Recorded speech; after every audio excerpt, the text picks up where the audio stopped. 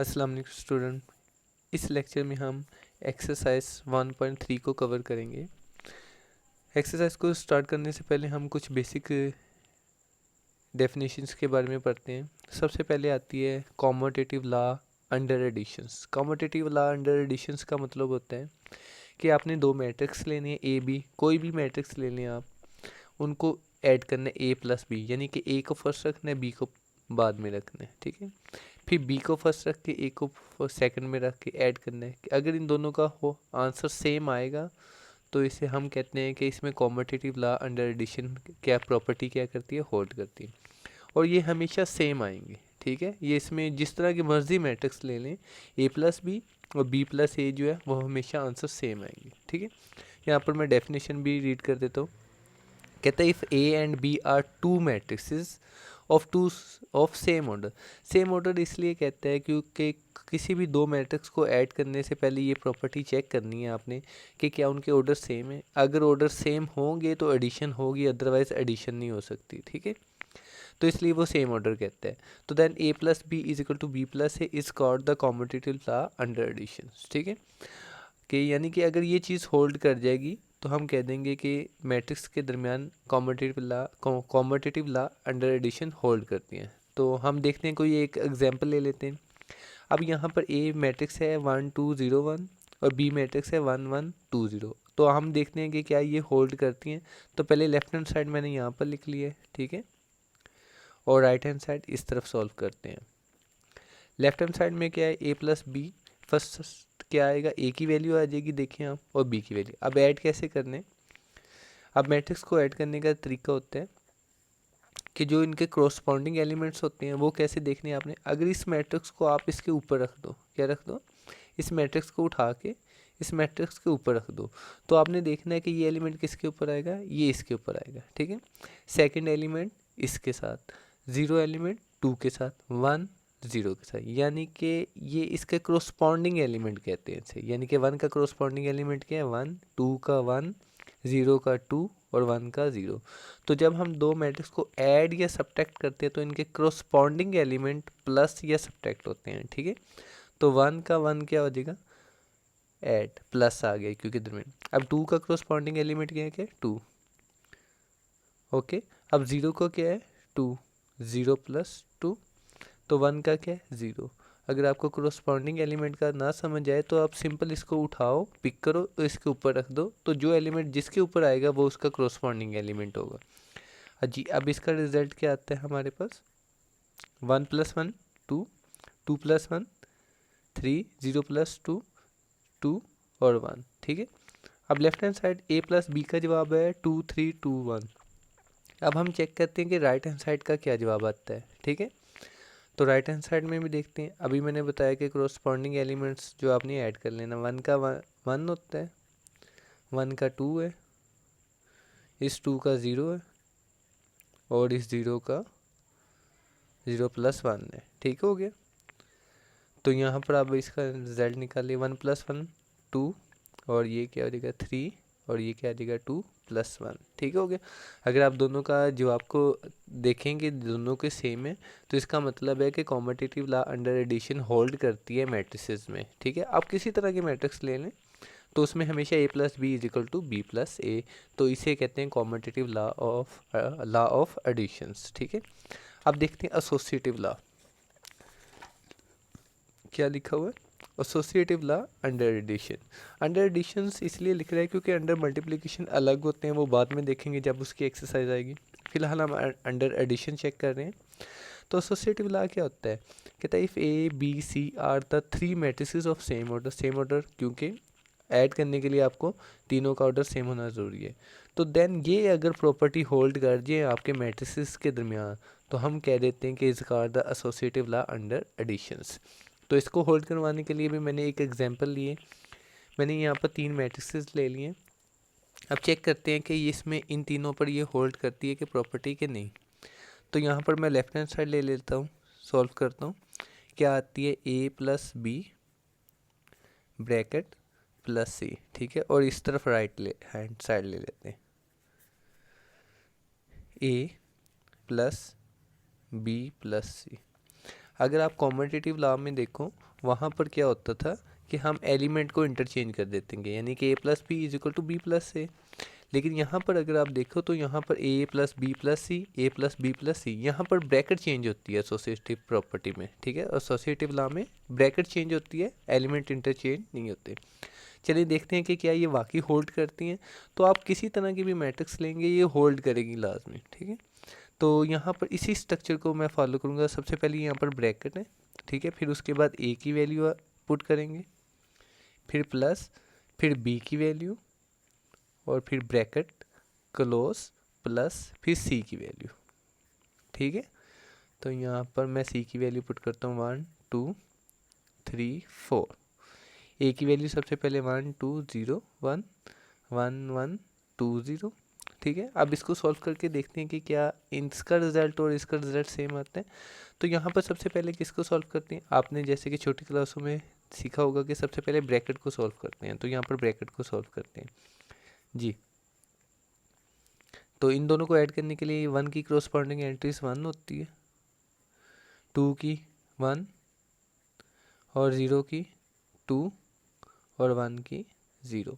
ये element matrix जो है वो एज इट इज राइट करेंगे, क्योंकि अभी सिर्फ सबसे पहले हम ब्रैकेट को सॉल्व करते हैं जी। इसका क्या रिजल्ट आ गया हमारे पास, ठीक है। अब इसको ऐड करेंगे 2 3 2 1, ठीक है। अब ये मैट्रिक्स एज इट हो गया, अब ये ऐड होने के लिए तैयार है, ठीक है। यहाँ पर स्पेस कम है तो मैं यहाँ पर डायरेक्ट इसे ऐड करने लगा हूँ।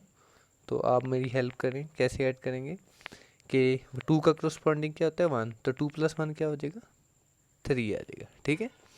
3 का क्रॉसपॉन्डिंग 2 है तो कितना आ जाएगा 5, 3 प्लस 2 5 आ जाना है। और 2 का यहाँ पर 3 है तो यहाँ पर भी इसका भी क्या आ जाएगा 5, और 1 का क्या आ जाएगा 4 है तो इसका भी रिजल्ट क्या आ जाएगा 5। तो ये लेफ्ट हैंड साइड में ऐड कर दी, ठीक है। कि सबसे पहले आपने ब्रैकेट को सॉल्व करना है, फिर उसका जो रिजल्ट आएगा उसके साथ सी को ऐड कर देना है। तो ये लेफ्ट हैंड, आप राइट हैंड साइड में देखें क्या है, सबसे पहले ए है प्लस फिर ब्रैकेट है। स्ट्रक्चर को फॉलो करेंगे तो आपका क्वेश्चन खुद ब खुद सॉल्व हो जाता है, ठीक है जी। यहाँ पर बी की वैल्यू प्लस यहाँ पर सी की वैल्यू, ठीक है। क्योंकि ये डेफिनेशन है मैं डायरेक्ट सॉल्व करने लगा हूँ, इसमें ज़रूरत नहीं होती, ठीक है। अगर क्वेश्चन होगा तो आप फुल स्टेप अप्लाई करेंगे। ए का क्या है वैल्यूज़ 1 2 0 1 1 1 2 0 1 2 3 4। तो अब यहाँ पर ब्रैकेट में क्या है बी प्लस ए। अब हम इनको सॉल्व करेंगे फिर इसमें ऐड करेंगे। इसको एज इट लिख लेते हैं, ठीक है। क्योंकि मेरा मकसद सिर्फ आपको ये दिखाना है कि हाँ वाकई ही ये चीज़ और ये लेफ़्ट और राइट हैंड साइड का आंसर क्या है सेम आता है, ठीक है। तो जी आप ऐड हम डायरेक्ट करते हैं ऐड जी। 1 का क्रॉसपॉन्डिंग 1 है तो 1 प्लस 1 1 2 हो जाएगा। 1 का 2 है तो 2 1 प्लस 2 3 हो जाएगा।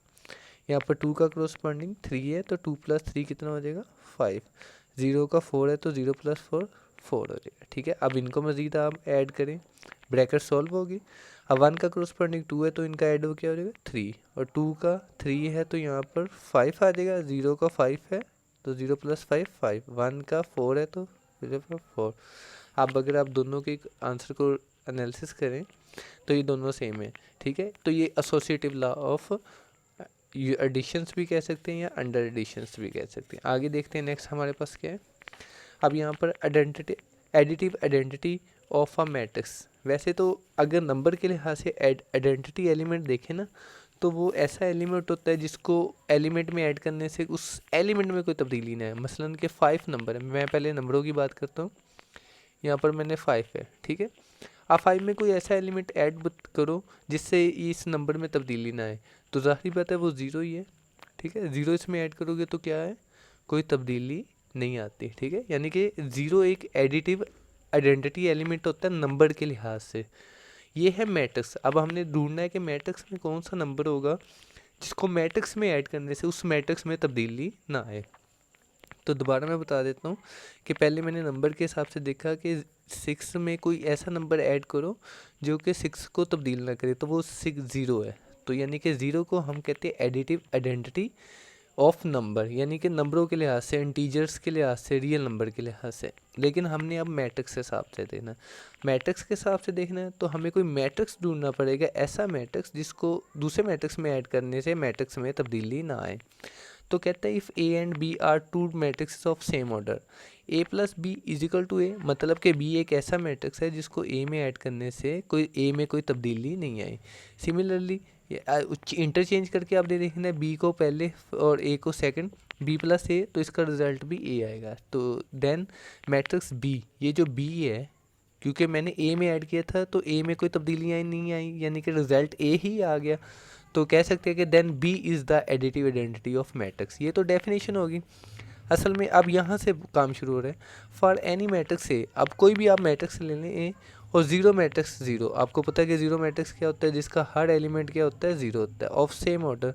Zero is called the additive identity of a, यानी कि ज़ीरो मैट्रिक्स को आप ए में ऐड करो तो क्या रिजल्ट आएगा, ए ही आएगा। तो फॉर एग्जांपल मैं यहाँ पर एग्जांपल लेता हूँ, जैसे कि मैं ए मैट्रिक्स ले लेता हूँ 1 2 3 4, ये ए मैट्रिक्स है। अब प्लस आपको पता है कि यूनिट में ज़ीरो नल मैट्रिक्स क्या होता है, 0 0 0, ये ज़ीरो मैट्रिक्स, ठीक है।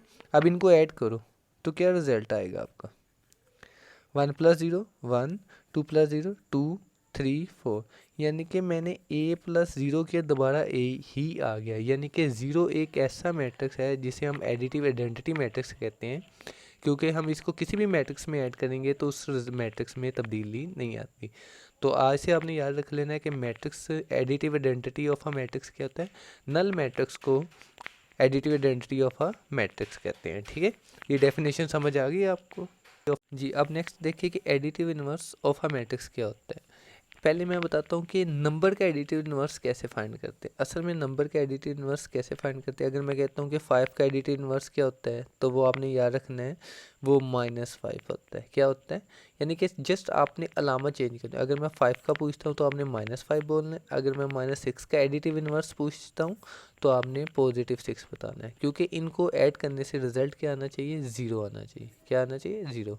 यानी कि ये तो नंबर के लिहाज से। अब हमने मैट्रिक्स के लिहाज से देखना है कि additive inverse of a matrix क्या होता है। तो कहता है if A and B are two matrix of the same order such as A plus B is equal to 0 या B plus A is equal to 0, यानी कि बी ए का एडिटिव इनवर्स तब होगा जब बी को ए में ऐड करने से आंसर क्या आ जाए, 0 आ जाए। तो ज़ाहिर बात है ये एक ही केस में पॉसिबल हो सकता है। जैसे कि मैं आपको बताता हूँ कि अगर मैं कहता हूँ कि 1 2 3 4 है, तो मुझे बी क्या लेना पड़ेगा, इनकी अलामतों क्या क्या करना पड़ेगा, माइनस करने का, -1 -2 -3 -4। अगर मैं यहाँ पर a प्लस बी सॉल्व करूँ, अगर आप इन दोनों को ऐड करोगे मैट्रिक्स को, तो इसका रिजल्ट क्या आएगा, नल मैट्रिक्स आएगा, यानी कि 0 0 0। ठीक है, आप चेक कर लें, 1 -1 0, 2 -2 0, 3 -3 0, 4 -4 0। यानी कि जस्ट आपने एडिटिव इनवर्स जब भी मैट्रिक्स फाइंड करना है तो दिए गए मैट्रिक्स की आपने अलामतों को चेंज कर देना है। अगर प्लस है तो माइनस कर दें और माइनस है तो प्लस कर दें। जैसे कि यहाँ पर ये ए मैट्रिक्स दिया था तो मैंने बी को एडिटिव इनवर्स निकालना था, तो मैंने क्या किया, 1 पॉजिटिव था माइनस कर दिया, ये भी positive negative positive negative positive negative. तो ये तो थी दो डेफिनेशन। एडिटिव आइडेंटिटी का मतलब होता है ऐसा मैट्रिक्स जिसको दूसरे मैट्रिक्स में ऐड करो तो मैट्रिक्स में कोई तब्दीली ना आए, तो वो ज़ीरो मैट्रिक्स होता है। यानी कि ज़ीरो मैट्रिक्स को एडिटिव आइडेंटिटी मैट्रिक्स कहते हैं। और एडिटिव इनवर्स में क्या होता है कि हम उस मैट्रिक्स की अलामतों को क्या कर देते हैं, चेंज कर देते हैं। ठीक है, चलिए हम एक्सरसाइज में देखते हैं कि इसमें कुछ क्वेश्चन, फर्स्ट क्वेश्चन को देखते हैं कि क्या पूछता है। कहता है which of the following matrix are comfortable for addition. पहले तो याद रखें कि असल में वो पूछ रहा है कि कौन कौन से मैट्रिक्स आपस में ऐड हो सकते हैं। इसमें से क्या ए बी में ऐड हो सकता है, क्या बी सी में ऐड हो सकता है, क्या डी ई में ऐड हो सकता है। तो इसके लिए कंडीशन क्या है, जब भी आपने मैट्रिक्स को ऐड करना है या सब्ट्रैक्ट करना है तो उनके ऑर्डर सेम होने चाहिए। तो सबसे पहले ऑर्डर फाइंड कर लेते हैं, फिर उसके बाद आपको पता चल जाएगा कि ये आपस में ऐड हो सकते हैं या नहीं। तो ऑर्डर फाइंड करने का क्या तरीका होता है कि सबसे पहले रोज़ की तादाद देखनी होती है। तो 1 2 यानी कि 2 रोज़ आ गई, और 1 2 वर्टिकल कॉलम लाइन मतलब कॉलम मल्टीप्लाई 2, यानी कि ये रोज़ होती है हॉरिजेंटल लाइंस 1 2, और ये क्या 1 2, तो 2 कॉलम होते हैं, यानी कि ए का ऑर्डर 2 बाई 2 आ जाएगा। ऑर्डर लिखते वक्त हमेशा आप सबसे पहले लाइंस रोज़ की तादाद लिखते हैं, ठीक है। अब इसका ऑर्डर देखते तो इसमें कितनी रोज़ हैं, 1 2, 2 रोज़ हैं और 1 कॉलम है, यानी कि इसका ऑर्डर 2/1 हो गया, ठीक है। सिमिलरली इसमें बताएं अगर आपको कितनी रोज़ नज़र आ रही है, 1 2 3 मल्टीप्लाई 2 कॉलम है, ठीक है, तो इसका ऑर्डर 3/2 हो गया, ठीक है। अब इसका ऑर्डर पहले तो ये है, कुछ मैट्रिक्स ना सॉल्व होने होते हैं, करने होते हैं पहले, तो पहले देखते हैं इसमें 2 + 1 क्या हो जाएगा, 3। अब जब फाइनल हल हो जाएगा तो तब देखना है आपने इसका ऑर्डर, उससे पहले नहीं फाइंड कर सकते आप ऑर्डर जी। इसमें क्या है, देखें इसमें 1 2 2 रोज़ होगी मल्टीप्लाई और 1 कॉलम हो जाएगा, ठीक है, तो इसका ऑर्डर 2/1। सिमिलरली अगर आप ये देखें यहाँ पर इसका ऑर्डर भी क्या हो जाएगा, 2/2। इसको सॉल्व करना पड़ेगा क्योंकि इसने अनसॉल्व छोड़ा हुआ है इससे, ठीक है। F3 एज इट ही रह जाएगा, 2 भी 1 + 1 2 आ जाएगा, -4 और ये क्या आ जाएगा 5 और ये क्या आ जाएगा 3 आ जाएगा, ठीक है। अब इसमें देखिए रोज़ कितनी होती हैं, 1 ये रोज़ होती है, आप ऐसे लाइनें भी लगा के रोज़ फाइंड करते हैं, 1 2 3 यानी कि 3 रोज़ होगी, मल्टीप्लाई फिर कॉलम 1 2, बस 2 कॉलम है, ठीक है, हो गया। अब इन सब के ऑर्डर फाइंड कर लें, तो उसने कहा है कि इनमें से कौन से जो मैट्रिक्स है वो आपस में ऐड हो सकते हैं, तो आप देख लें जिनका ऑर्डर सेम है वो आपस में ऐड हो सकते हैं, तो यानी कि A 2/2 यानी कि A और E क्या हो सकते हैं, ऐड हो सकते हैं। एक तो पहले तो ये आ गया, सेकंड में देखते हैं कौन ऐड हो सकते हैं जी। B किस में ऐड हो सकता है, आप देखें 2/1 ऑर्डर है, तो ये 2/1 ऑर्डर यानी कि B और D ऐड हो सकते हैं, तो क्या आ जाएगा, B एंड D आपस में ऐड हो सकते हैं। उसके अलावा C का ऑर्डर देखें 3/2 है, तो 3/2 का ऑर्डर किसका है, ये F का है, यानी कि थर्ड में किसको ऐड कर सकते हैं आप, C एंड F का, ठीक है। अगर आपने अभी तक मेरा वीडियो चैनल सब्सक्राइब नहीं किया तो आप रिक्वेस्ट है आपसे कि मेरा चैनल भी सब्सक्राइब कर दें और अपने दोस्तों को भी शेयर करें मेरी वीडियो, ठीक है। तो ये था एडिशंस, यानी कि मैट्रिक्स को ऐड करने को, उसने ये नहीं कहा कि इसे ऐड करके दिखाया, उसने जस्ट ये कहा है कि ये आपस में ऐड, कौन कौन से मैट्रिक्स आपस में ऐड हो सकते हैं। तो एडिशन के लिए क्या प्रॉपर्टीज़ होती है कि उनका ऑर्डर होना सेम है, होना चाहिए, अदरवाइज़ वो ऐड नहीं हो सकते जी।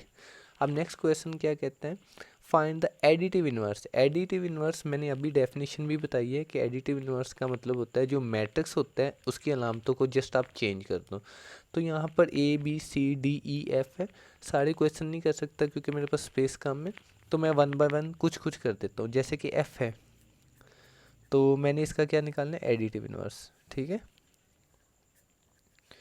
तो फर्स्ट क्वेश्चन तो है मैं वैसे लिख दूंगा, ठीक है। तो जब भी आपको कहते हैं ना एडिटिव इन्वर्स, तो आप बेशक इसके साथ एडिटिव इन्वर्स लिख लें, एडिटिव इन्वर्स F, और इसका आंसर क्या आ जाएगा, आपने कुछ भी नहीं करना, जस्ट जो पॉजिटिव है जी।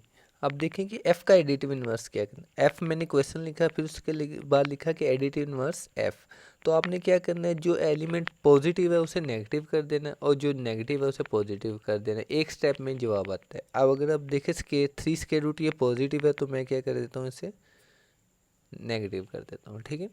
1 पॉजिटिव है तो इसे क्या कर देना है, नेगेटिव। अब ये नेगेटिव है तो इसे क्या कर देना आपने, +1 कर देना, और ये 2 अंडर रूट भी पॉजिटिव है तो यहाँ पर क्या हो जाएगा, नेगेटिव। तो ये क्या हो जाएगा, एडिटिव इन्वर्स फाइंड कर सकते हैं। इसी तरह आप बाकी भी क्वेश्चन घर से कर सकते हैं, मैं यहाँ से D वाला करता हूँ। अब D का देखें एडिटिव इन्वर्स कैसे निकालते हैं, आप लिख लें एडिटिव इन्वर्स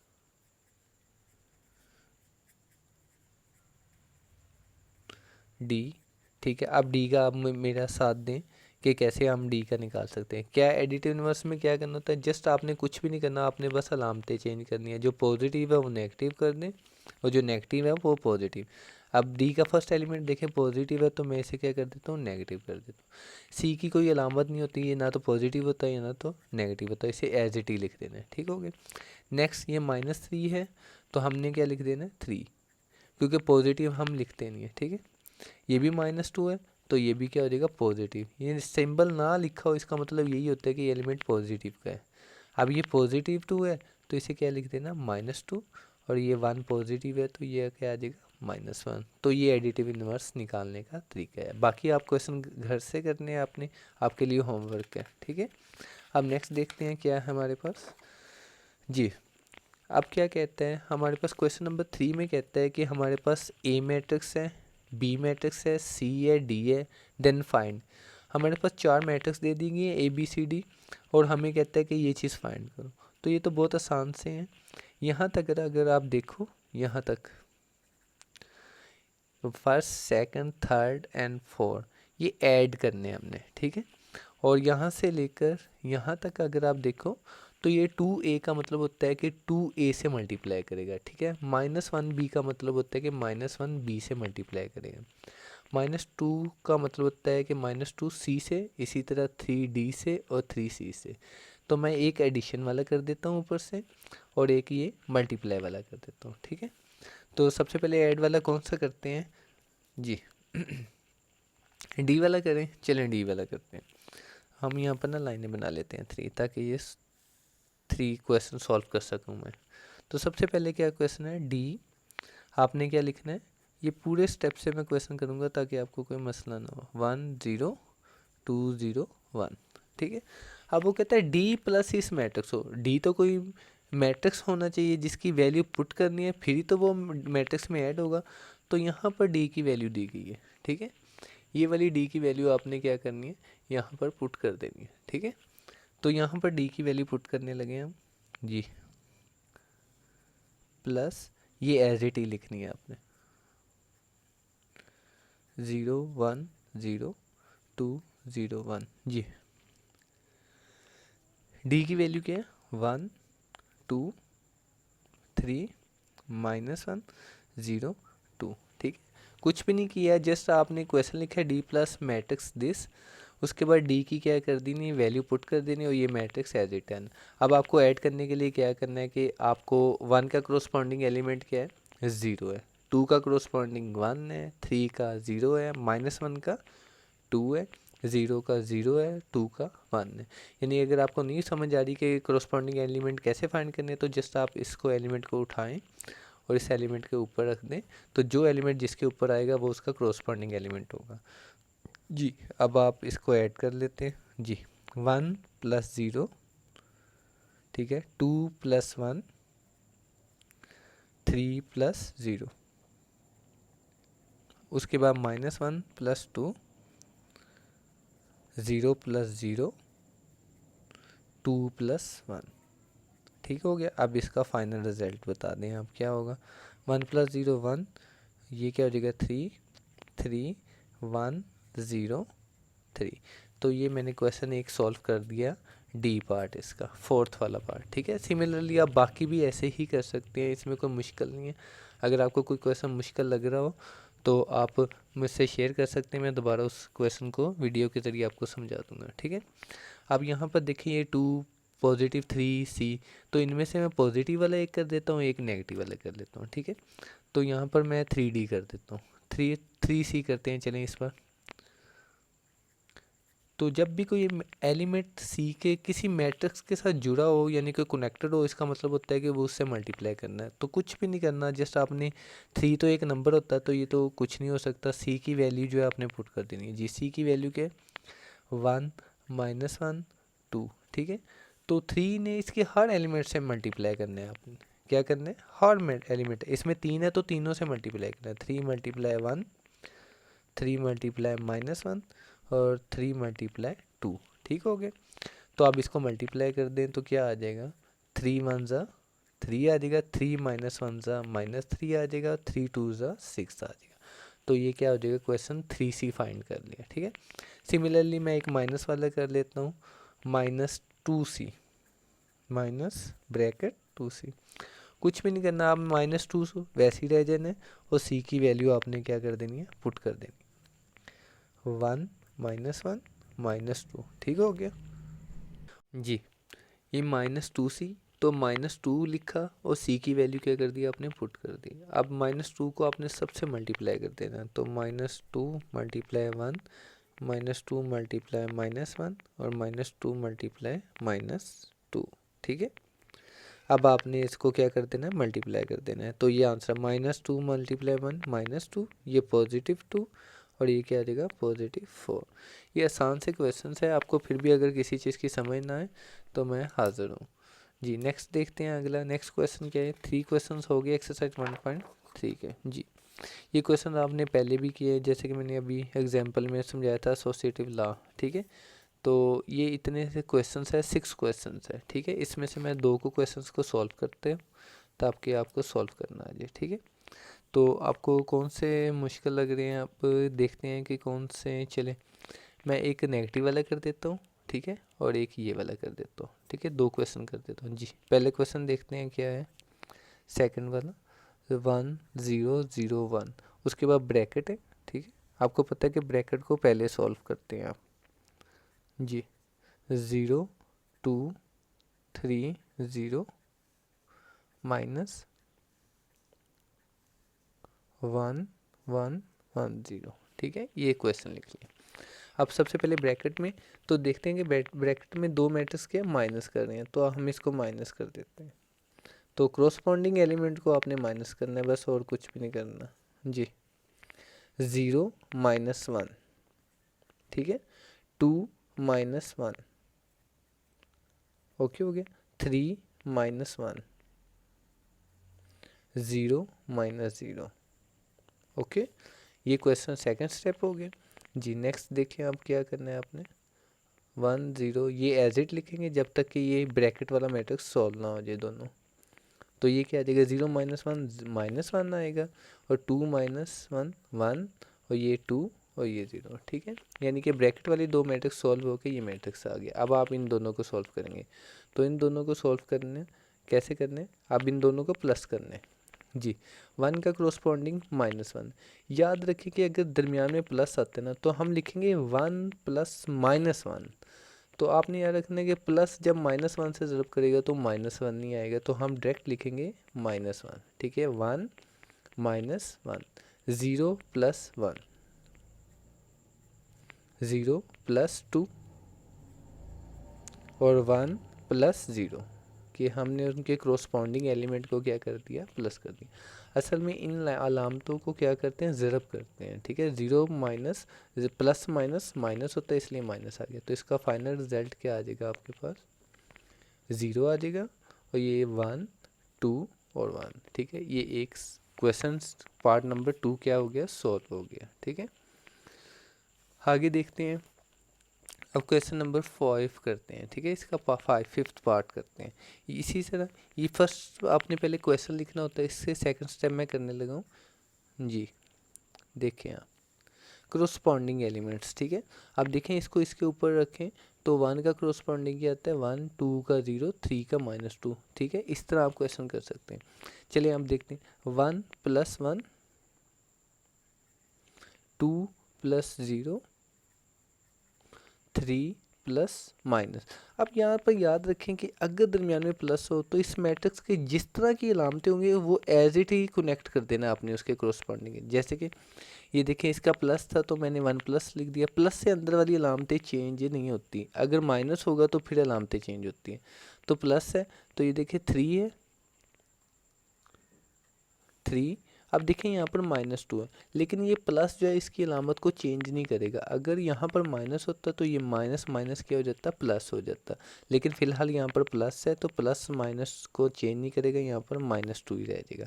सिमिलरली अब 2 का ये होता है तो 2 + माइनस ही रहेगा, -2, ठीक है। 3 + माइनस तो ये -1 रह जाएगा। इसी तरह 1 + 0, यहाँ पर 3 + 0 और 1 + 2 और 2 - 1, ठीक है। अगर आप फोकस करो कि ये -1 था, -1 ही रह गया, +0 था, +0 रह गया, -2 था, -2 रह गया, 0 एज इट रह गया, -1 ऐसे ही है। क्योंकि यहाँ पर प्लस है, प्लस की वजह से इनकी अलामतें चेंज नहीं होती, एज इट ही लिखनी है आपने इनके साथ जी। अब फाइनल स्टेप क्या होगा, 1 + 1 क्या हो जाता है 2, 2 + 0 क्या है 2, 3 में से -2 माइनस सब्ट्रैक्ट करेंगे तो 1 आ जाएगा, ठीक है। 2 - 2 0, 1 1 3। अब इसके बाद तो बेसिक है, ये चीज़ें आपको आती है पहले, ठीक है। ये क्या हो गया आपका क्वेश्चंस क्या हो गया, सॉल्व हो गया, ठीक है। अब नेक्स्ट देखें, क्वेश्चन नंबर 4 सॉल्व हो गया। अब बाकी जो क्वेश्चन 4 पार्ट रह गए हैं वो आप खुद ट्राई करें, ठीक है जी। क्वेश्चन नंबर 5 फिर वही क्वेश्चन है। यहाँ पर अगर आप 4 क्वेश्चन में देखो तो आपको मैट्रिक्स उन्होंने ब्रैकेट्स में लिख के दिए हुए हैं, ठीक है। लेकिन क्वेश्चन नंबर 5 में वो कहता है कि मैट्रिक्स नंबर ए, बी और सी, ठीक है। तो यहाँ पर देखते हैं क्या आएगा।